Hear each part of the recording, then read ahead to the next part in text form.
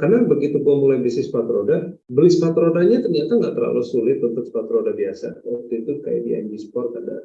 Cuma begitu gue dapet kayak modal bisnis pertama tuh rental sepatu roda di part-part golf. Kebetulan gue kerja di perusahaan yang memang mereka memanage si part-part golf yang di Senayan. Gitu.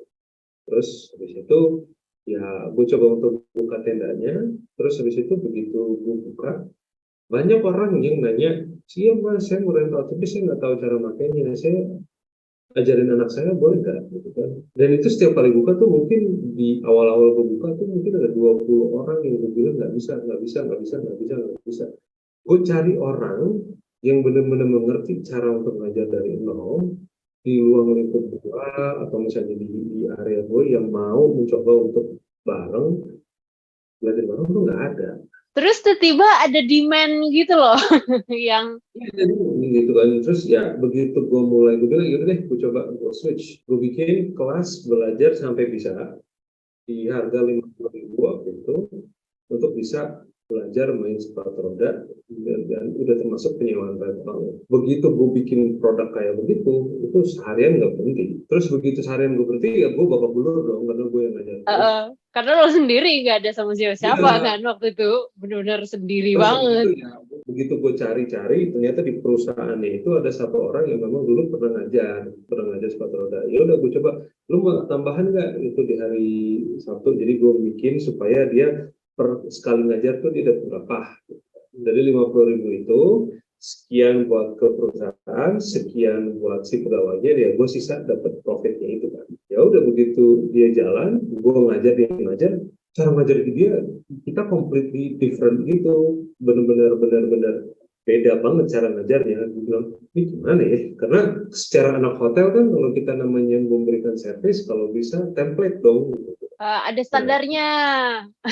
Iya kan, gue pikir ya kalau misalnya ngajarnya nggak ada template-nya ya mana ya gitu kan. Searching online ternyata ada sertifikasi instruktur sepatu roda internasional, dan ternyata di Singapura tuh model kelas sepatu roda tuh udah awam, udah umum, udah sekitar 20 tahun udah di situ. Jadi gue berguru ke sana lah gitu kan. Terus gue tanya, gue nggak bisa sertifikasi, bisa nggak?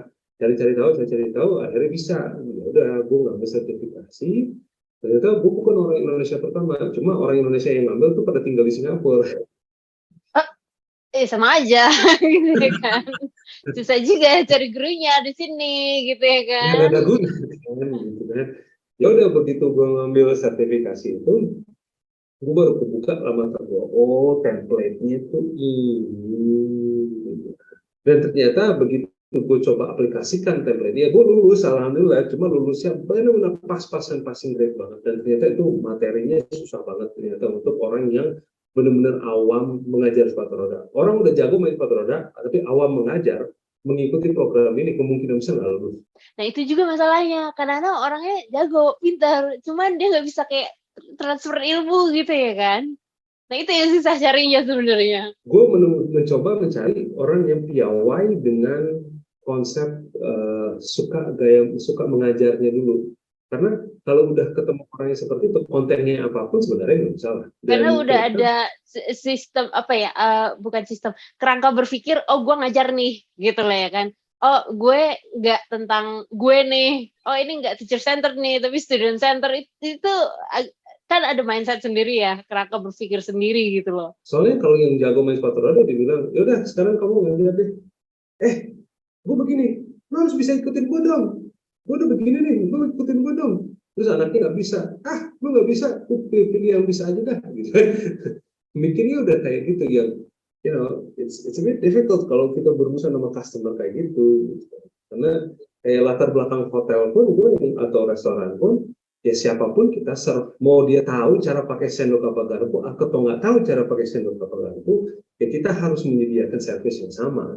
Gua awalnya adalah cuma pengen fokusin di bisnisnya aja, akhirnya ya no choice but untuk terjun di perangkat ngajarnya gitu, di cara mengajarannya. Dan begitu gue ngambil sertifikasi, gue lihat kanan kiri, oh ternyata di Indonesia nggak ada yang tahu mengenai komunitas sepatu roda, atlet sepatu roda yang gue tahu selama 20 tahun itu, nggak ada yang kenal satupun yang namanya sertifikasi seperti ini.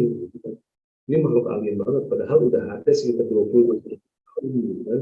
Itu yang oh shoot, ya maksudnya ya gue bakal jadi yang pertama. Gue bakal, walaupun itu happy di satu titik, tapi titik lain itu kan berarti gue mencoba membangun budaya baru, mencoba Tapi yang namanya. sebenarnya buat sekarang ini yang udah sertifikasi itu seberapa banyak sih? Untuk coach satu rodanya sendiri itu di Indonesia tuh udah seberapa banyak? Jadi selain gue ngebangun sekolah sepatu roda gue kan mencoba mempromosikan si sertifikasinya ini.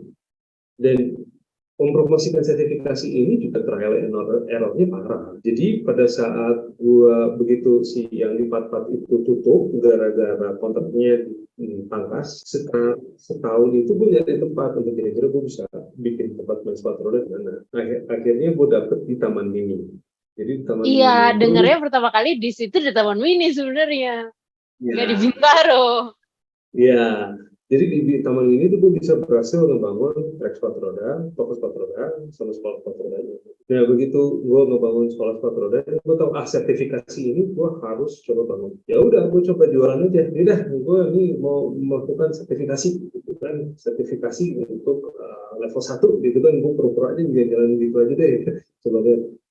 Nah, gue tahunya kan dari anak yang ngerti yang namanya penerapan standar, jadi SOP, cara penerapan standar, gaya-gaya training, itu kan sebenarnya udah sesuatu yang udah lakukan tapi tidak di industri lain gitu kan.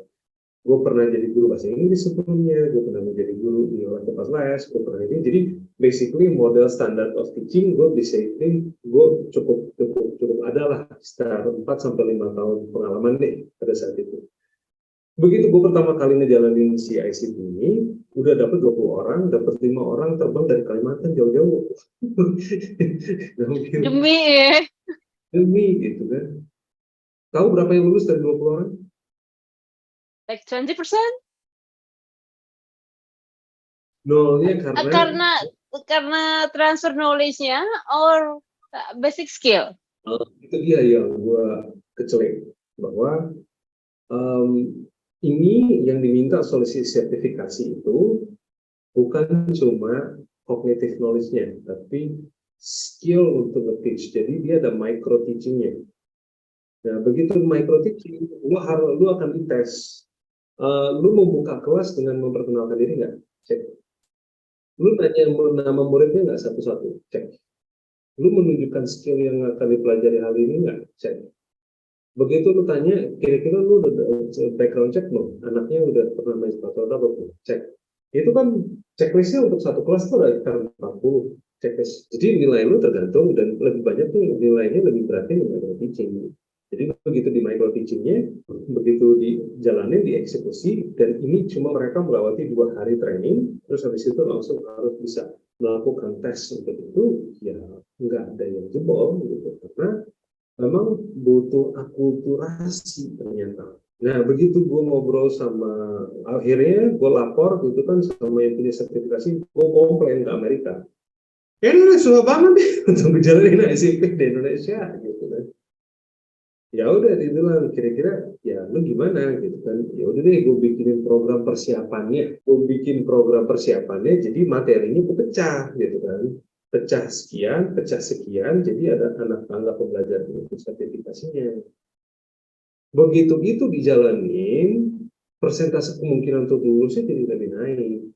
Jadi ada training di tempat lo sendiri itu bagian dari prep-nya untuk ujiannya itu sendiri. Karena nggak bisa juga yang namanya the life of teacher dan educator dan trainer itu dalam 2 hari itu kelar, itu kayaknya juga impossible gitu ya kan.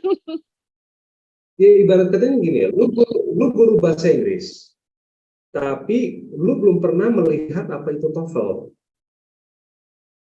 Terus habis itu dalam 2 hari lo harus bisa membawakan TOEFL, terus habis itu lo harus bisa menembus kemampuan TOEFL 600. Ya belum tentu kan.